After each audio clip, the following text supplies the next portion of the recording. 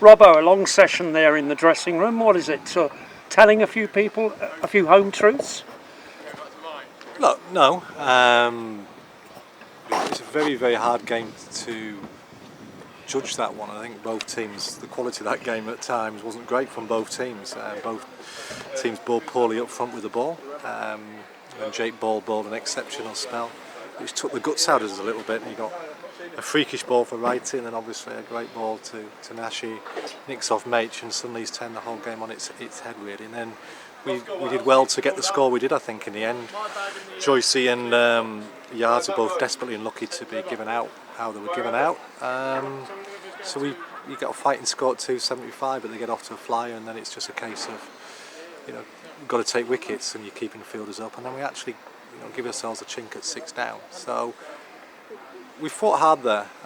We've lost, and you've got to try and address that. But home truths sometimes work, sometimes don't work, do they? You want to speak honestly all the time, but you also, when you speak, you're trying to make a difference. And I've got to speak as a coach, not as a fan. Sometimes when you're a fan, you speak emotionally, and when you speak as a coach, you've got to try and get to things where you might be able to make a difference with players.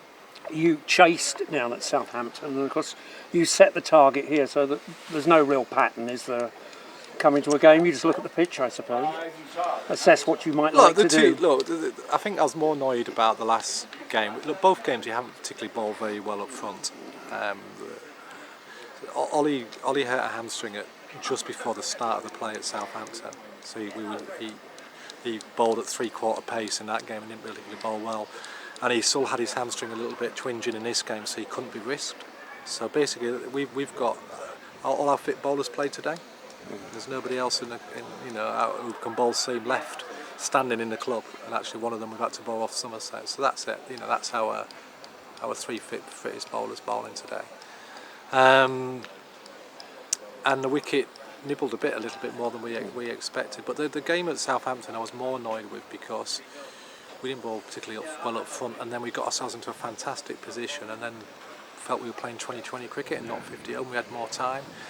Today was a bit different. Today we had a few things not go our way, and we've actually fought pretty hard to try and take that game as long as we can, which is all you want to do. Yeah, I mean, you got out.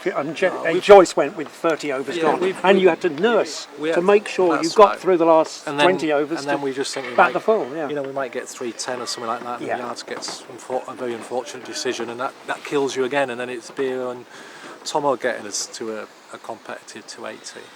So look, we've shown enough fight, enough commitment to the game, but unfortunately our skill level hasn't been good enough, and a couple of unfortunate decisions has hurt us at that point. But in terms of commitment and desire and fight, that's been there. Skill level probably not been quite what you'd want it to be. Is it a bit worrying that perhaps Sussex are giving too many wides, no balls away, for example? That's something you don't want to do it, do you? No, you don't, but I mean that's something maybe that you can be a little bit more disciplined in. Well, look, of course. Are you talking about Southampton? Both games, really. I felt there were. Look, T generally, we're talking generally about time out, really, isn't it? Well, he's fast-ish left arm, and he bowls down the leg side. So there you go. So he bowls a few. But look, first of all, we've got 3 seamers. Yeah, that's it. So T's playing, and the beautiful thing about T, he can change games and he can take out their best players, and that's his job, to try and do that. What you're trying to do with the rest of your attack is sometimes cover his spells where he won't quite get it right. He's a great talent. He's not the finished article, and he sometimes can get it wrong, and that's him. And he will blossom into, if his body allows him to, blossom to harness that skill like we see Mitchell Johnson do. At the moment he's got some erraticness around it, but he can make a difference to a game. In an ideal world he'd be playing with 2 all-rounders, and at times he might only bowl 4 overs in game, at times he might bowl his full 10, and at times he might just come on for an over here and there. So look, the bowlers will work very, very hard at their disciplines, course they will, to try and get better, as will T. But look, I can't make excuses. It's not making excuses, but we sometimes have to accept where people are at given times with their game, and and where Tamal is in terms of nursing his body, the amount of practice he can do. Sometimes he's going to have days like this. Does he want to do it? No. Can I take you to the Kent match? Now, they've been one of the one-day teams of the season. They top the group in the T20, of course. That's a really tough game at Canterbury, isn't it? Well, there's no easy games in this group. We've seen that. As I say, we've got to make sure we protect ourselves and make sure we keep taking confidence forward and not get too dragged in. I think when you lose, you can overanalyse, and when you win, you can gloss over. So we've got to be careful we don't overanalyse and look too deep.